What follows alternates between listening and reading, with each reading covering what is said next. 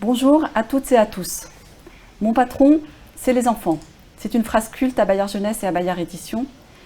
C'est la phrase d'un grand directeur artistique de Jamnir qui mettait l'enfant, les enfants, au cœur de sa préoccupation éditoriale. Nous croyons en l'enfant à Bayard Éditions, nous croyons en tous les enfants, en leur capacité d'expérimenter, d'imaginer, de créer, de questionner le monde, de lire. Nous pensons que tous les goûts sont dans la lecture et notre proposition de livre pour cette rentrée d'automne va vous le démontrer. Par sa diversité, la diversité de ses formats, de ses auteurs, de ses genres, du documentaire à la fiction, en passant par le livre animé, par la BD. Nos ouvrages dépassent le livre et se transforment en expérience. Expérience artistique et créative avec Hervé Tullet et son exposition idéale. Expérience tonitruante avec Mortel Adèle, qui nous fait une belle surprise pour le prochain Noël. Alors merci aux auteurs qui nous permettent d'être à la hauteur des enfants, merci aux éditrices de Bayard Éditions qui ne lâchent rien de cette exigence, merci à l'équipe de Livre Hebdo qui nous accompagne dans cette rencontre avec vous, les professionnels du livre, les passeurs de rêves, de beauté, d'histoire, d'aventure, belle et bonne découverte en compagnie de nos livres. Je suis ravie d'accueillir maintenant Hélène Pasquet, directrice éditoriale fiction, et Laurence Bouvard pour son roman « Tout le monde veut des ailes ». Bonjour Hélène. Bonjour Sonia. Bonjour Laurence. Bonjour Sonia. Vous aviez déjà collaboré ensemble, mais sur d'autres projets, plutôt traduction pour l'une et édition de l'autre. Alors comment est-ce qu'on arrive à proposer pour l'une un roman et pour l'autre à l'accepter ? Comment est née cette collaboration ? Alors c'est vrai qu'on se connaît depuis longtemps avec Laurence, puisque Laurence est traductrice et qu'elle a traduit beaucoup de livres pour Bayard, beaucoup de séries, les 39 clés par exemple. Et donc je la connaissais bien, je connaissais sa plume, je l'aimais, je savais qu'elle avait aussi un désir d'écrire. Donc un jour je lui ai demandé si elle avait envie de proposer un roman chez Bayard. Et puis je pense peut-être une bonne année après, j'ai eu la surprise de recevoir, c'était en plein confinement, de recevoir donc un manuscrit qui était déjà très abouti, qui était même très bien construit, puisqu'on va en reparler, mais c'est un texte qui alterne différents points de vue, différentes temporalités et même différents supports. Je ne savais pas du tout de quoi ça parlait. Et j'ai eu la surprise de découvrir un texte qui est à la fois très ancré dans notre société contemporaine et à la fois qui traite des grandes problématiques un peu éternelles de l'adolescence, l'amour, l'amitié, la quête de soi. Donc j'ai été emballée et donc je l'ai fait lire, comme on fait toujours, je l'ai fait lire à nos lecteurs habituels, dont des libraires d'ailleurs, qui se reconnaîtront peut-être, et puis aussi à celle qui est devenue du coup l'éditrice de Laurence, donc Leslie Mézère, qui travaille dans mon équipe. Et vous Laurence, comment est venue l'idée de proposer ce roman ? C'est une belle histoire. En fait, on va reprendre le moment où Hélène envoie ce mail pour savoir quels sont nos projets. Et moi, je suis devant mon ordinateur et ce mail s'affiche. Incroyable, une éditrice qui vous demande quels sont vos projets, c'est extraordinaire. Donc on s'imagine que je bondis de joie, je prends mon téléphone, j'appelle Hélène. Pas du tout, en fait. Je ferme mon ordinateur et je vais m'écrouler littéralement au salon comme un prout. Et là, mon fils est en train également de réviser un partiel et il a l'air tout aussi écroulé que moi. Il lève vaguement la tête, il me dit « mais qu'est-ce qui t'arrive ?» Je lui explique, et il me regarde incrédule et il me dit « mais t'es pas contente ?» Tout auteur rêve qu'un éditeur lui demande ce qu'il a comme projet. Et je lui réponds « mais le problème c'est que je n'ai pas de projet. » Et puis bon, je le regarde et je le vois, lui aussi qui n'avait pas l'air très enfant, mais je lui dis « mais toi c'était... tes cours qui te stressent à ce point-là ?» Et il me répond non, moi aussi j'ai un souci, et il m'explique. Et quand il m'explique son souci, je me dis mais c'est ça l'idée, c'est ça mon idée. C'est ça le projet que je vais présenter à Hélène et ça c'est fait là pour le coup vraiment en quelques secondes.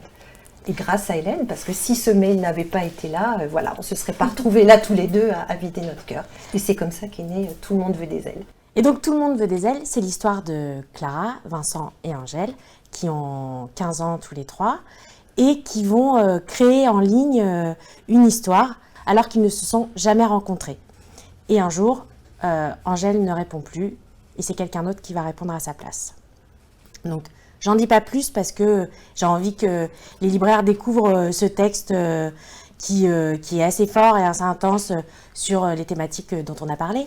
Mais c'est un peu difficile parce que vous commencez, ce roman, c'est plusieurs temporalités, avec retour au flashback, avec aussi des sauts dans le futur, mais c'est aussi 2 mondes parallèles. Il y a effectivement cette histoire qu'ils sont en train d'écrire tous les 3.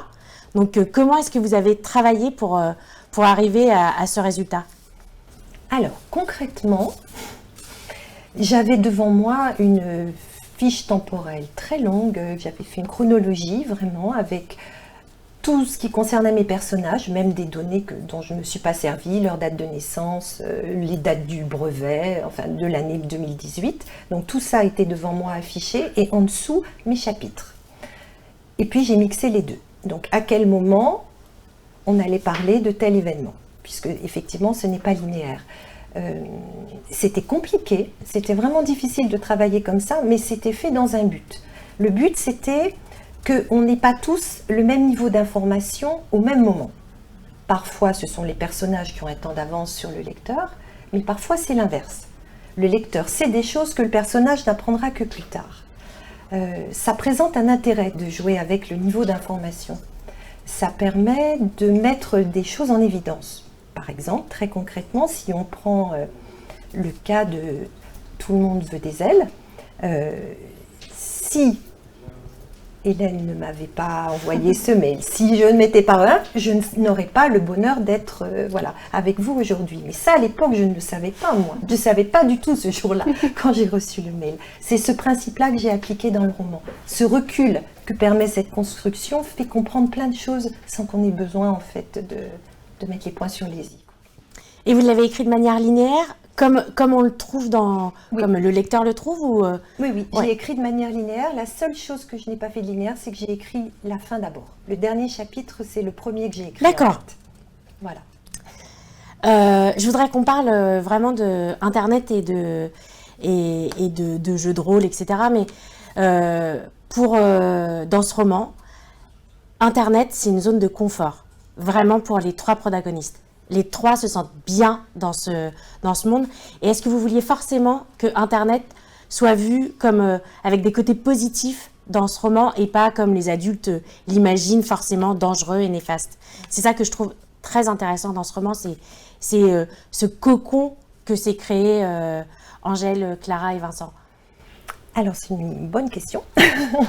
Et en vérité, ça s'est trouvé un peu comme ça, puisque cette histoire est née d'une histoire vraie. Après, il y a beaucoup de fiction dessus, mais les questionnements que se posent les personnages, ce sont des questionnements que j'ai eus moi-même en tant que mère, de voir son enfant passer énormément de temps et sans savoir ce qu'il faisait. Sauf que là, j'ai eu quand même une chance énorme. J'ai frappé à la porte de mon fils et je lui ai demandé de me montrer ce qu'il faisait. Qu'est-ce que c'était exactement que ces jeux de rôle en ligne qu'il faisait et comment. Et il a accepté, on m'a ouvert la porte et du coup je suis restée aux côtés de ces jeunes qui jouaient en ligne aux jeux de rôle et j'ai pu vraiment voir ce qu'ils faisaient, comprendre quelle créativité énorme pouvait s'épanouir dans ce cadre-là, comment ils pouvaient s'affranchir de tout un tas de contraintes qu'ils se donnent parfois et s'épanouir vraiment. Et c'est ça que j'ai voulu retranscrire. Il n'y a pas que du noir dans les mondes virtuels. Il y a beaucoup de positifs aussi. Et on ne le voit pas. Et je pense que si on le savait, parents comme jeunes, eh ben on se sentirait beaucoup mieux avec ça. Et c'est ce que j'ai voulu juste transmettre dans ce roman. Vous abordez aussi des thématiques fortes, le handicap, le mensonge, le harcèlement aussi, parce que vraiment l'univers du collège est assez impitoyable pour Clara et Anna. Est-ce que ces thématiques c'était naturel chez vous ou alors elles se sont ancrées à travers vos personnages et c'est vos personnages qui ont fait que ces thématiques ont émergé? Alors en vérité, les personnages ont fait que les thématiques se sont révélées. Mais il y a aussi quand même le fait que lorsque vous êtes dans le jeu de rôle et puis l'écriture, vous n'avez plus toutes les contraintes que vous avez dans la vie réelle. Mettons la pression des réseaux sociaux, le paraître, le Instagram, tout ça, ça n'existe plus. Vous avez un autre visage, celui que vous créez, vous êtes votre héros, vous affranchissez de tout un tas de contraintes que vous avez dans la vie du collège, ou alors, par rapport à votre santé, si vous êtes handicapé, si vous avez un problème, là, tout le monde est égal. On est tous pareils, on se crée un avatar, on a des règles. Ça, il y a beaucoup de règles dans les jeux de rôle, mais il n'y a plus celles du quotidien. Donc, on s'évade. Et c'est ça que je voulais retranscrire aussi. Ce que vous faites parfaitement bien. Oh, merci. Et le monde d'Imago m'a vraiment happée dès les premières pages. Je l'ai trouvé riche, détaillé. En plus, plus on avance et plus ce monde que Clara, Vincent et Angèle créent. Et donc, on le retrouve au fur et à mesure du roman. Est-ce que la fantasy, c'est un genre que vous aimez? Et est-ce que vous pourriez imaginer écrire un roman complètement fantasy? C'est un genre que j'admire beaucoup en fait. J'en ai beaucoup lu, j'ai lu de très très belles choses. Pour être tout à fait honnête, et ça va peut-être vous étonner, mais c'est la partie qui m'a demandé le plus de travail et qui a été le plus difficile pour moi. Parce qu'il fallait à la fois conjuguer une histoire qui avait quand même cette histoire qu'ils imaginent, elle devait quand même avoir un sens, alors que dans les jeux de rôle, c'est l'individualité qui compte, ce sont les personnages qui comptent avant l'histoire. Donc là, c'était compliqué. Il fallait quand même que je reste fidèle à l'esprit des jeux de rôle, qui est qu'on incarne un personnage et on le joue jusqu'au bout. On s'en fiche un peu de l'histoire. Et le fait qu'il en fallait quand même bien une, ne serait-ce que parce qu'Angèle en avait imaginé une. Voilà. Après, écrire la fantaisie, je ne pense pas. Je ne me sens pas assez... par rapport à tous ces auteurs pleins de talent que j'ai lus, voilà. Donc Tout le monde veut des ailes est un magnifique roman choral. Vraiment, je vous encourage tous à le lire. Est-ce que vous vouliez rajouter quelque chose l'une et l'autre? Bon, j'ai envie de finir en disant que vous m'avez donné des ailes avec votre histoire. Merci Hélène.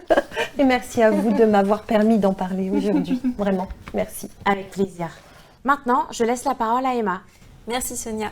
Donc, je vais vous présenter Porcelam, un roman, le premier tome d'une trilogie très prometteuse, qui mêle à la fois aventure, complot politique et intrigue amoureuse dans un Japon médiéval fictif. Nous y suivons Tomoe, une jeune femme au passé assez obscur qui est maintenant guide pour les voyageurs sur une montagne sacrée, la montagne du Kirin. Elle va croiser le chemin de plusieurs personnages, donc Gintaro qui est un expert en porcelaine, des petites statuettes qui représentent l'âme des gens, et elle va aussi croiser le chemin de Kiyoshi, un ronin qui est chargé de protéger Gintaro. Nous suivons donc toute leur ascension, une ascension assez difficile, et en même temps ils vont être pris au cœur d'un conflit qui les dépasse. Hélène Pasquier, comment s'est mise en place cette collaboration entre Bayard et Célia Flo? Alors, comme vous le savez, Bayard a une très belle et grande histoire avec la fantaisie, avec des grandes séries comme Eragon, par exemple. Et donc, nous sommes toujours à la recherche de nouveaux univers imaginaires, porteurs de questionnements, d'émerveillement et aussi d'un message d'émancipation pour les enfants et pour les ados. Et pour Porcelam, la porte d'entrée, ça a vraiment été l'émerveillement, puisque Bayard, avant la pandémie, recevait très régulièrement des stagiaires de 3e à qui nous faisions lire des manuscrits, les manuscrits que nous recevions. Et donc un jour, on avait confié le manuscrit de Porcelam que nous n'avions pas encore lu à un groupe de stagiaires de 3e. Et ce manuscrit a déclenché une espèce d'enthousiasme délirant dans le groupe de stagiaires de 3e, donc qui ont adoré ce roman. Donc évidemment, on s'est empressé aussi de le lire, comme je le disais aussi, de le faire lire à notre comité de lecture. Et nous aussi, on a été tout à fait emballés par cette histoire, parce que comme vous le disiez, Célia Flo a imaginé un univers fascinant qui, à travers des intrigues amoureuses et des complots politiques, traite de grandes questions du bien et du mal et aussi de l'acceptation de soi. Donc c'est ça qui nous a donné très envie de publier Célia. Nous avons la chance d'avoir Célia Flo en duplex. Célia, je voulais vous demander pourquoi vous avez choisi cette période et ce pays pour l'intrigue de votre roman. Bonjour, donc effectivement le Japon médiéval et notamment la période Sengoku, c'est une période où de grands seigneurs s'affrontent pour gagner plus de territoire et plus de pouvoir politique. Et pour moi, c'était une opportunité de créer dans le roman des tensions et des conflits à plusieurs niveaux, puisque c'est à la fois des combats individuels, des conflits familiaux, des grandes batailles, mais aussi des luttes politiques et la confrontation entre plein de valeurs et plein d'idées qui sont portées par les différents personnages et les différents clans. Donc je trouve que c'est une période extrêmement inspirante et qui permet d'introduire beaucoup de conflits à la fois à l'échelle personnelle et à l'échelle de grandes batailles militaires. Et vous avez, qu'est-ce qui vous a inspiré? Vous avez fait des recherches sur le Japon historique ou comment vous avez créé votre intrigue? En fait, d'abord, je me suis basée sur l'intérêt que je porte au Japon depuis très longtemps. Donc, je suis assez fan de grands romans comme La pierre et le sabre, qui parle de célèbre samouraï Miyamoto Musashi. Je vais beaucoup au musée Guimet lorsque j'ai la chance de pouvoir aller à Paris. J'y vais très souvent et c'est vrai que c'est des collections qui sont magnifiques, qui m'inspirent beaucoup. Je lis beaucoup de mangas, j'aime les animés, donc c'était déjà une culture générale de base que j'ai creusée au fur et à mesure pour créer cet univers. Après, il faut bien dire que c'est une histoire, c'est pas du tout un roman historique, c'est vraiment une fantaisie et une pure fiction. Il y a plusieurs personnages principaux qui gravitent autour de l'intrigue du roman. Et chacun, au début du roman, n'est pas à sa place, est obligé de cacher, de dissimuler son identité ou sa personnalité. Et au fur et à mesure du roman, c'est tout un travail sur eux-mêmes et toute une acceptation de soi qu'ils vont devoir faire. En quoi cette remise en question est-elle nécessaire pour vos personnages et pour vous lors de l'écriture du roman ? Alors, pour moi, c'est des questions un petit peu universelles. Qui suis-je? Qu'est-ce que je veux faire? Comment je vais faire? Comment je vais trouver ma place dans la société? Et du moins, c'est des questions qui m'ont énormément marquée lorsque j'avais une quinzaine d'années. Et finalement, en montrant comment mes personnages vont se chercher, vont s'affronter, vont se remettre en question, vont défendre les valeurs qui leur sont chères, et j'espère que ça permettra à mes lecteurs de réfléchir aux mêmes questions par procuration. Personnellement, j'essaye d'écrire pour celle que j'étais à 15 ans, et où j'essayais de chercher des outils, des romans, des histoires, tout ce qui pouvait m'aider à trouver ma place dans une société qui me semblait parfois hostile. Et je fais en sorte que mes romans essayent d'apporter des réponses à celle que j'étais. Je voudrais que lorsqu'un lecteur lit l'un de mes romans, lorsqu'il referme la dernière page, il soit plus tout à fait le même que lorsqu'il a commencé à le lire. En tout cas, ce dont je suis sûre, c'est que quand moi, je finis d'écrire un de mes romans, je suis plus exactement la même que lorsque j'ai commencé. Merci Célia pour vos réponses et nous vous donnons rendez-vous le 6 octobre pour la sortie de Porcelame. Merci beaucoup, au revoir. Je vais maintenant passer la parole à Sonia pour la présentation des albums Petite Enfance. Je suis ravie d'accueillir maintenant Isabelle Bézard, directrice éditoriale pour la petite enfance, et vous vous occupez notamment de la collection Mini BD Kids. Donc, quelle est la plus grosse difficulté quand on fait de la BD pour des enfants qui ne sont pas encore vraiment lecteurs eux-mêmes ? C'est vrai, Mini BD Kids, c'est un pari, c'est vrai. Pour nous, c'était le pari vraiment de s'adresser à des enfants qui ont déjà lu beaucoup d'albums et qui peut-être sont prêts à aller vers une lecture un peu plus active, plus incarnée, rythmée. Et dans laquelle ils vont être actifs, peut-être plus que dans un album. Et on a voulu le faire aussi à travers un objet moins intimidant que l'album. Alors, il se trouve que nous, chez Bayard, on connaît bien ce format pour les petits, puisque nos magazines publient des BD. On a Sam Sam, Les Petits Philosophes, Adélie Dello dans Pomme d'Api. Nous avons Polo, Zouk dans Les Belles Histoires. Donc, on connaît bien les ressorts de ce mode de narration. Et on a voulu vraiment affirmer voilà, ce statut de la BD pour les petits. Alors ça fonctionne si effectivement on veille au bon enchaînement entre les textes et les images. On évite par exemple des grandes ellipses ou de jouer sur des références qu'ils ne connaissent pas. Donc c'est un réglage assez fin. Et puis, ce qui est formidable avec la BD, c'est qu'on peut jouer sur l'effet de série, c'est-à-dire qu'on peut s'appuyer sur des repères, sur une structure de narration qui revient ou sur le gimmick d'un personnage, et ce qui fait que le lecteur peut anticiper ce qui va se passer et, pour le coup, en jouer à volonté.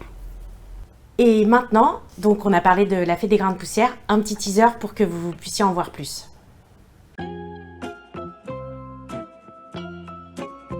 Je suis une fée. J'ai des pouvoirs magiques. Mais le problème, c'est que je ne suis pas la fée des océans, ni la fée des forêts, ni la fée des métropoles. Non, je suis la fée des grains de poussière. Non, mais c'est pas mal aussi, promis. Ma magie concerne certaines choses très précises. Les grains de poussière, les grains de sable, les pincées de sel, les millimètres, les microsecondes et tout ce qui est minuscule, microscopique, insignifiant, pas important. Je peux pas vraiment respirer sous l'eau, ni exaucer tous tes vœux les plus chers, mais je peux déplacer ce grain de poussière de 1 mm vers la gauche. Je peux t'offrir le bonheur, mais pendant 1 millième de seconde. Je peux te donner la chose la plus belle du monde, mais elle mesurera 1 millième de millimètre. Mes pouvoirs magiques sont très magiques, mais microscopiques. Des pouvoirs à la plus petite échelle.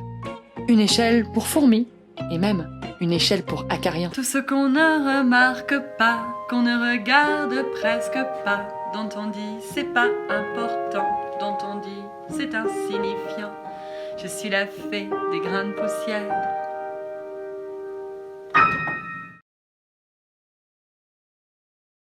Alors, comment avez-vous découvert ce projet La Fée des Grains de Poussière ? Ce projet, d'Esmé Planchon et Jeanne Ballas, elles l'ont d'abord proposé chez BD Kids, mais assez vite on s'est rendu compte que ce projet pouvait très bien convenir à des enfants plus jeunes que les lecteurs de BD Kids, parce que d'abord il y a cette écriture très fluide à l'oreille, parce que La Fée des Grains de Poussière était un spectacle que Esmé Planchon a joué, elle est conteuse. Et puis il y avait cette belle idée qui est que ce qui est insignifiant mérite toute notre attention. Et ça, cette idée des petites choses, je pense vraiment que c'est très en phase avec l'imaginaire des enfants entre 3 et 6 ans. C'est l'âge de la pensée magique. Ça nous a beaucoup séduit, c'était original. Et puis le traitement BD de Jeanne Ballas a rendu le personnage vraiment extrêmement présent, sensible, avec ses grandes lunettes. On voit qu'elle elle incarne le regard que les petits portent sur le monde. La nature, la bienveillance sont au cœur vraiment de cette BD. Est-ce que c'était des thématiques qui vous tenaient à cœur toutes les trois, autrices, illustratrices et éditrices, surtout après cette année compliquée ? Oui, je pense que c'est vraiment des valeurs clés qui nous sont chères à toutes les trois. On le voit dans le travail de Esmé Planchon, qui est aussi autrice de romans, et dans le travail personnel de Jeanne Ballas. Et puis d'une manière générale, on sent vraiment une aspiration à ralentir, à avoir une meilleure qualité d'attention, une plus grande présence au monde. Et ça, ce sont des choses que les enfants entre 3 et 6 ans, je pense, ressentent vraiment spontanément parce que voilà, ils sont connectés à la vie, à sa poésie. Voilà. Et je voudrais conclure en disant que moi, j'ai adoré toute cette BD, bien évidemment, mais surtout, ma préférée, c'est celle du caillou qui voulait voyager, puisque la chaussure est donc le vecteur pour pouvoir voyager. Et je pense que ce livre est un véritable vecteur à l'imaginaire pour les enfants. Donc, c'est une magnifique BD, donc je vous encourage toutes et tous à le découvrir. Merci Sonia. Merci à vous. Maintenant, je laisse la place à Emma. Nous allons parler donc de Hervé Tullet et de son travail avec le livre Une expo idéale. Ce livre-là est une porte d'entrée vers un projet de grande envergure qui a commencé il y a plusieurs années. En quoi consiste ce projet exactement ? Oui, bonjour Emma. En effet, le projet L'Expo idéale, finalement, c'est une expérience de partage autour de la création artistique menée par Hervé Tullet, qui invite ses lecteurs à s'impliquer, à créer, à partager des œuvres. Et pour cela, il a établi un certain nombre de gestes et de graphismes très simples qu'il explique dans une série de vidéos. L'idée forte dans l'Expo idéale, c'est que chacun peut créer sans prérequis techniques et aussi que la force de la création ne réside pas dans l'esthétique, mais dans le geste et dans l'énergie. Alors, il y a eu des expos idéales dans toutes sortes de lieux, des très grands hangars avec plusieurs centaines de personnes, ou bien des expos idéales dans des tiroirs de commode dans la chambre d'un enfant. Toutes ces expositions ont été relayées sur les réseaux sociaux, et particulièrement pendant le confinement de l'année 2020. Et en librairie, l'expo idéale existe également sous la forme d'un coffret atelier, voilà, pour créer. Et là maintenant, eh bien, il existe une expo idéale, qui est une expo idéale incarnée dans un livre. Donc, c'est un livre d'artiste qui se visite comme une exposition, mais dans laquelle le visiteur va être actif, puisqu'il va pouvoir tourner autour des œuvres, regarder comment elles sont faites, les manipuler. Puisqu'on plie les pages, on les déplie, on crée des superpositions, on regarde à travers des fenêtres. Finalement, c'est un premier livre d'art ludique et accessible à tous. Ce livre oui, donc est à l'image de l'artiste qu'il a créé, hors norme, original et unique. Comment il a été créé ? Comment on fait pour créer un objet comme celui-ci ? Alors c'est vrai que c'est finalement la première fois qu'on travaille avec Hervé sur un livre animé. Pour cela, on a été évidemment soutenu, secondé par Sandrine Granon, qui est sa directrice artistique sur tous ses livres. Et ensemble, on avait très envie de mettre en valeur le geste et de donner envie au lecteur de créer à son tour. Et donc, on voulait rendre cet aspect fait main.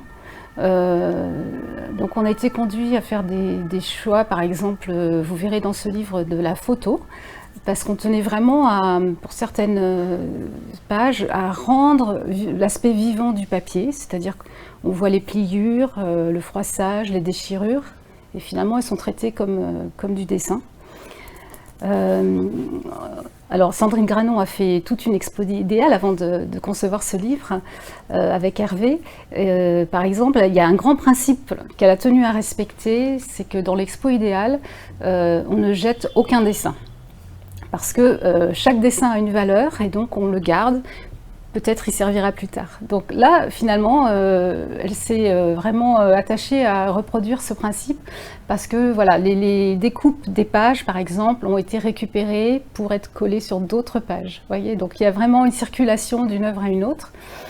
Et puis, on voulait aussi, donc, une fois qu'on a fait toutes ces œuvres, qu'on feuillette page à page, il y a toujours ce moment où on expose son travail.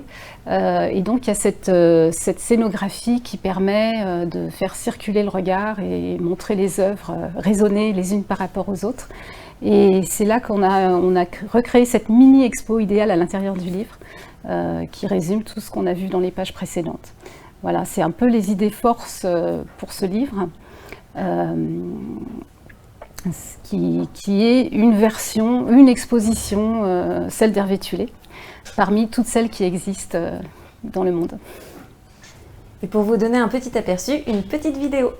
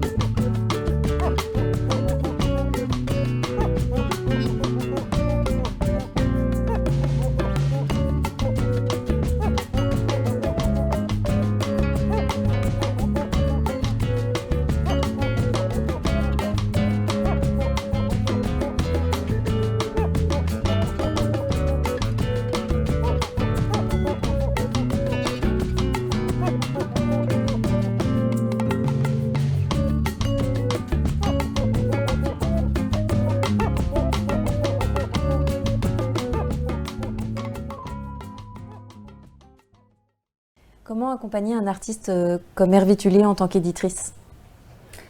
C'est vrai que c'est un travail d'accompagnement sur le long terme, hein, je dirais, parce que voilà, on a des conversations régulières, on parle des livres, mais pas seulement. On parle des prémices d'idées de livres et on parle aussi beaucoup de la réception des livres. Hervé Tullet est très attentif à ce que deviennent ces livres une fois que les lecteurs s'en emparent. Et ils sont très créatifs. Et c'est une espèce d'énergie qui circule entre eux et lui. Donc c'est des échanges vraiment très larges.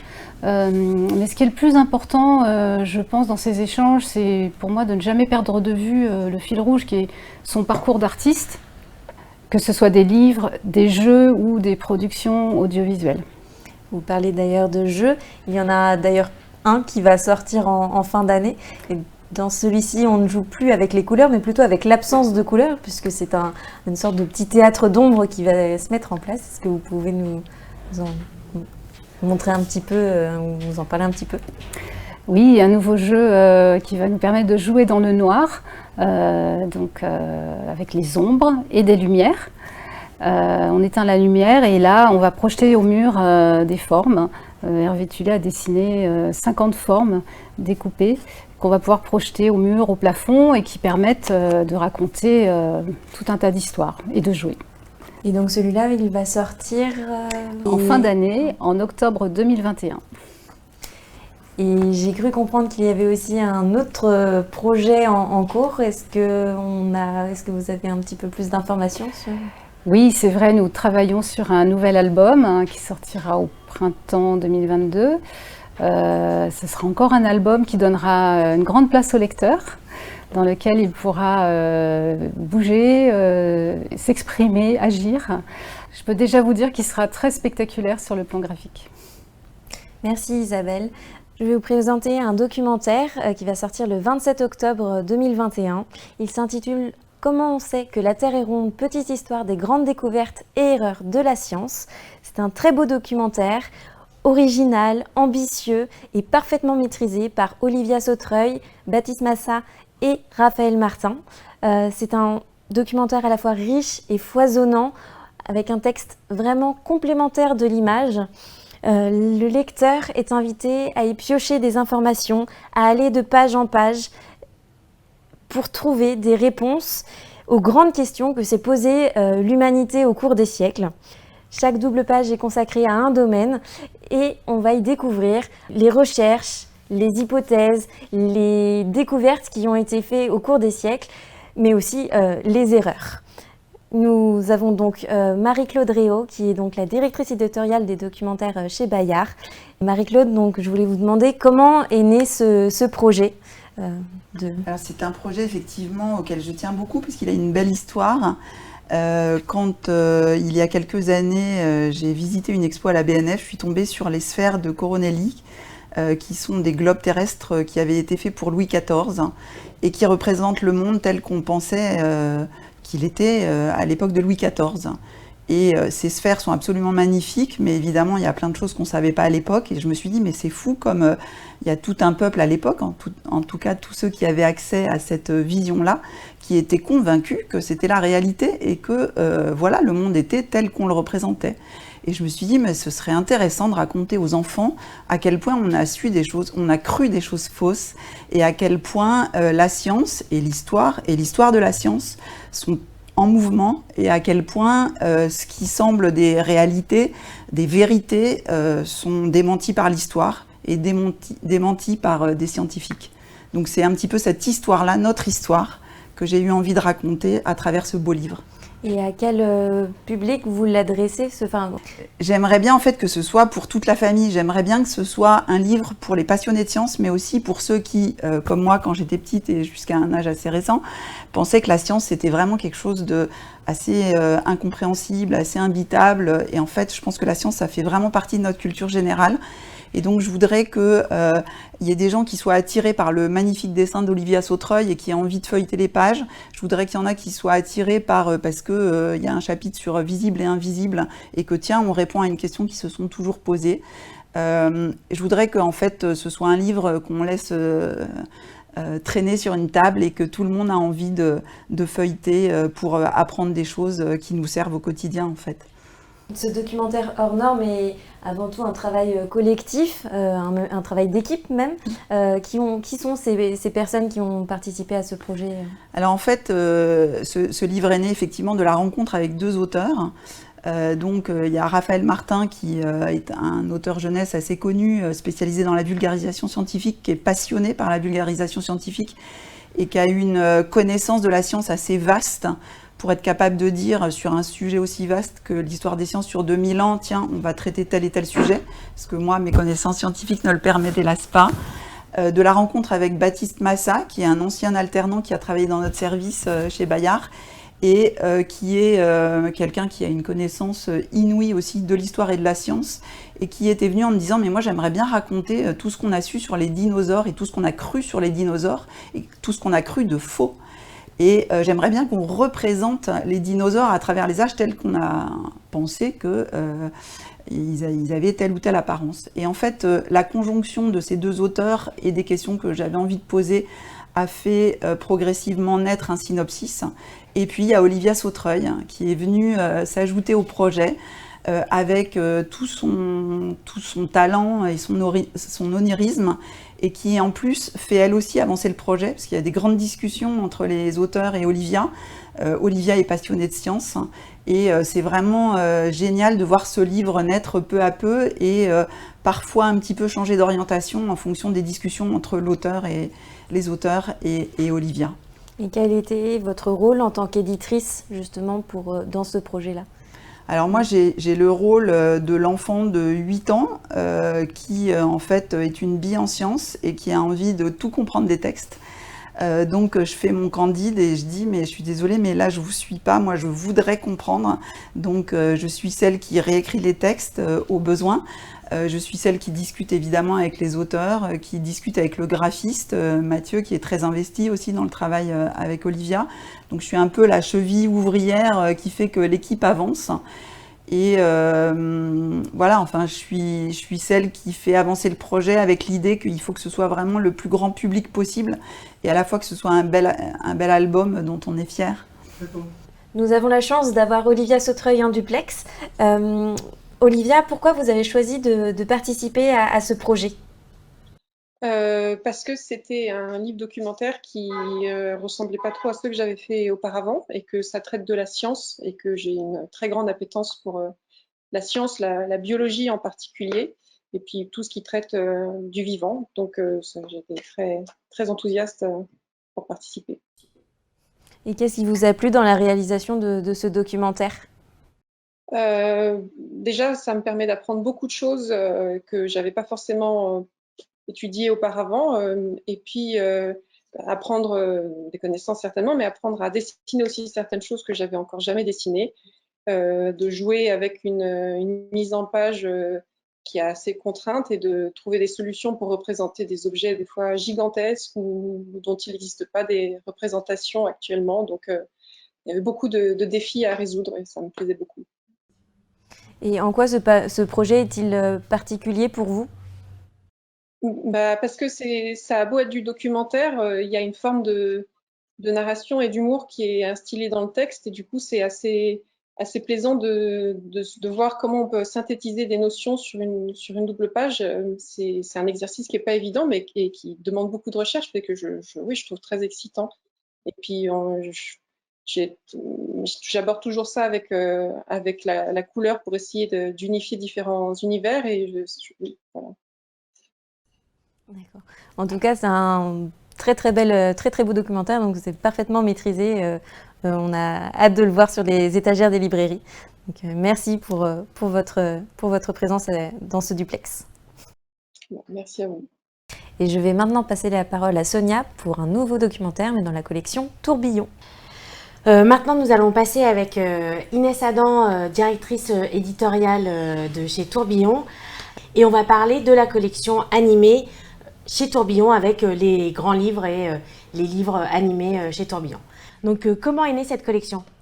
Alors cette collection n'est pas née dans la volonté d'en faire une collection avec plein de titres, est arrivé, un titre a été lancé, le premier, Engins et machines animés, il y a une dizaine d'années maintenant, avec Anne-Sophie Baumann, qui est une autrice vraiment historique dans cette collection-là, en duo avec Didier Balicevic, qui est un illustrateur documentaire extraordinaire, avec une vraie sensibilité dans les décors et dans les détails. Et ce livre a eu tout de suite un grand succès. Donc c'était un premier grand format sur fond blanc avec plein d'animations autour des engins, des trains, des voitures, des bateaux. Et le succès était là. Donc il y a eu la volonté de continuer cette collection avec ce même duo. Avec les grands chantiers animés, et puis de fil en aiguille, la collection a continué, marche très très bien à l'international, et donc tous les ans, le rendez-vous est donné pour un grand livre animé en fin d'année sur une grande thématique. Donc sur les engins, etc., l'idée des animations, des pop-up, ça a été tout de suite une évidence pour vous et pour les auteurs ? Alors le titre a été lancé comme un livre animé, en tout cas, donc oui, c'était une volonté d'en faire quelque chose à manipuler. Il y a essentiellement des flaps sur ce premier titre. C'était vraiment les tout débuts de l'animation. Aujourd'hui, on essaie de beaucoup plus varier les animations avec des roues, des grands pop-up, des tirettes, voilà. Mais l'animation était au cœur du projet, oui. Et donc, comme l'animation était au cœur du projet, après, c'est le sujet qui est devenu une évidence avec les animations, l'animation qui est devenue une évidence avec les animations. Mais est-ce que après, pour la suite, vous avez beaucoup réfléchi au sujet que vous vouliez amener sur les autres titres qui allaient suivre ? Les sujets sont discutés un peu de façon collective, c'est des échanges avec les envies des autrices parce qu'on en a eu plusieurs, les envies d'éditeurs évidemment parce qu'il y a des grandes thématiques qui sont un peu inévitables. Après avoir fait les engins et véhicules et les grands chantiers, l'espace s'est imposé, la terre, mais voilà, et aussi bien les animaux, les chevaux, c'est vraiment des sujets incontournables en documentaire. Et à partir de là, les animations interviennent et on conçoit les animations en fonction du sujet et de ce qu'on souhaite amener dans la manipulation par l'enfant. De ne pas donner une animation gratuite, il est bien plus intéressant de faire décoller une fusée par un certain geste que juste de déplacer un animal au milieu d'un pré où il ne se passe rien. Enfin, si l'animal ne va pas aller chercher à manger, on remet l'enfant comme un acteur dans ces documentaires-là où il apprend par le geste. Donc il est important de respecter ces gestes-là et d'essayer de réfléchir aux animations de cette façon-là en tout cas. Et les sujets appellent le fait que ce soit un grand livre animé ou plutôt un livre animé ? Alors, entre les petits et les grands formats, en tout cas, les grands formats, c'est des sujets assez phares, des gros sujets abordés. Il y a 10 doubles pages dans un très grand format. Donc, c'est quelque chose d'assez générique. La Terre, voilà, on est sur quelque chose où, en petit format, on serait très frustré d'avoir que 5 doubles pages. Dans les petits formats, on est sur des sujets plus focus, c'est-à-dire que sur les animaux, on va traiter des animaux de la savane, des animaux du froid, alors qu'on a un grand livre animé des animaux. Sinon, on va traiter des pharaons. Si on traitait en grand format, ce serait plutôt sur l'Égypte antique, en réalité, où on aborderait beaucoup plus de choses que uniquement les pharaons. Et donc, la nouveauté de cette fin d'année, c'est sur l'eau. L'eau est d'une importance capitale, mais c'est aussi un sujet très vaste. C'est un sujet qui découle de l'écologie, c'est vraiment un sujet très actuel et qui parle à toute une génération. Donc, est-ce que le fait que ça parle d'écologie, c'est entré dans la balance de choisir l'eau cette année particulièrement ? Alors oui, évidemment, je pense que les autrices avec qui on travaille, je vais parler au féminin parce que c'est essentiellement des femmes qui s'accompagnent parfois de co-auteurs, mais voilà, elles les font rentrer dans le projet. Donc c'est des autrices qui partent qui sont de plus en plus sensibles en tout cas à ces questions d'écologie en tant qu'autrice documentaire aujourd'hui, de comment, qu'est-ce qu'on transmet aux enfants, sous quelle forme, et en fait c'est une sensibilisation au monde qui nous entoure.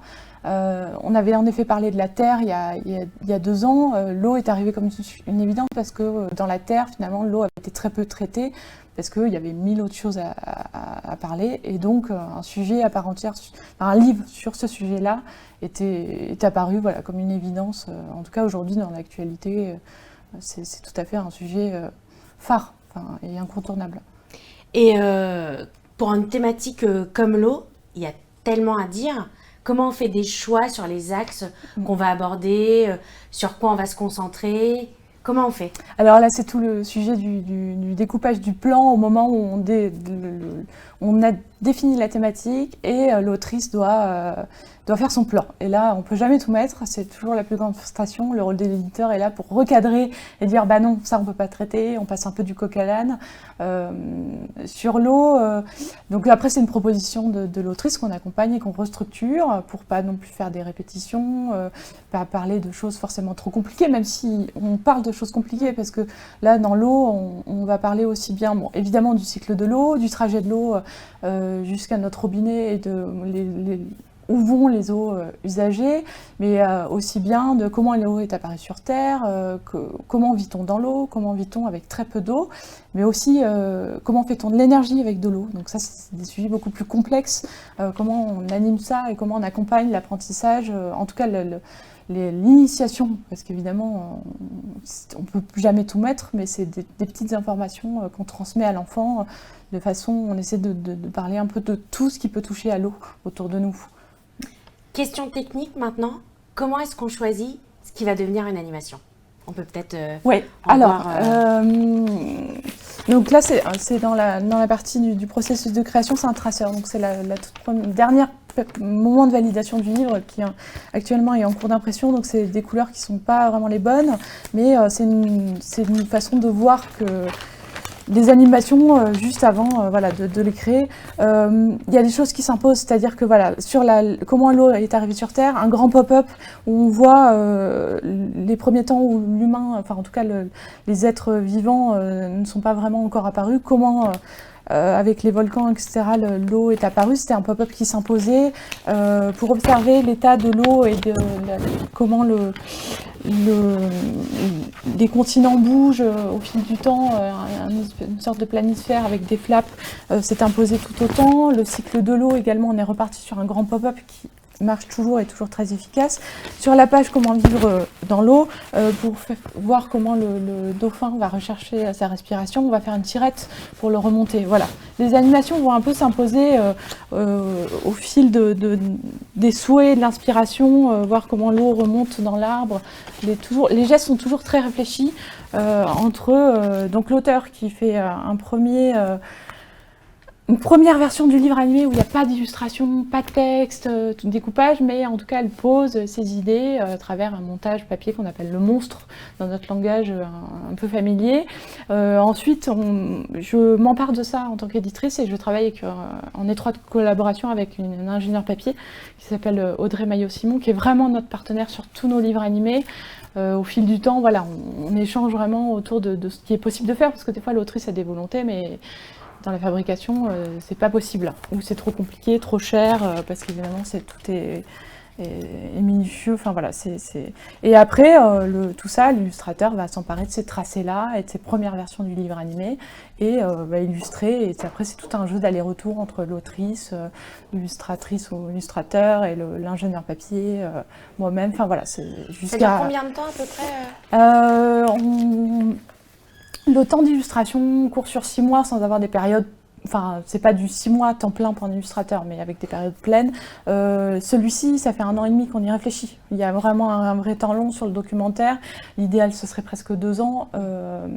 Voilà, celui de l'année prochaine est évidemment déjà dans les tuyaux, voire même celui de l'année d'après. Donc voilà, c'est vraiment des temps très longs, avec évidemment des temps de mou où le projet avance un peu moins, mais voilà, avec une vraie dernière ligne droite jusqu'au départ en impression.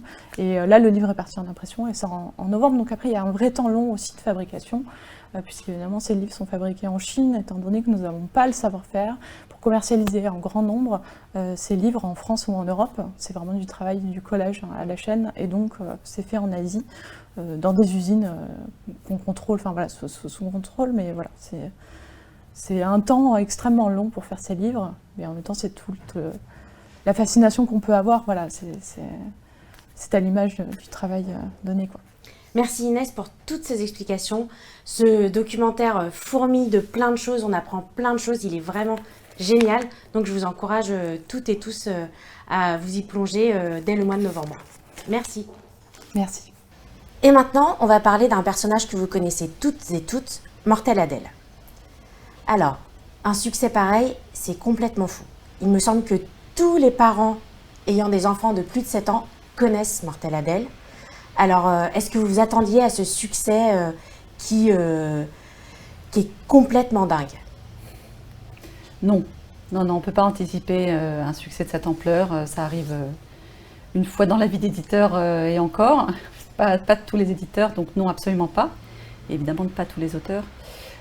Donc non, c'est un tsunami, une tornade. C'est un peu à l'image de Mortelle Adèle. Selon vous, qu'est-ce qui fait le succès de Mortelle Adèle?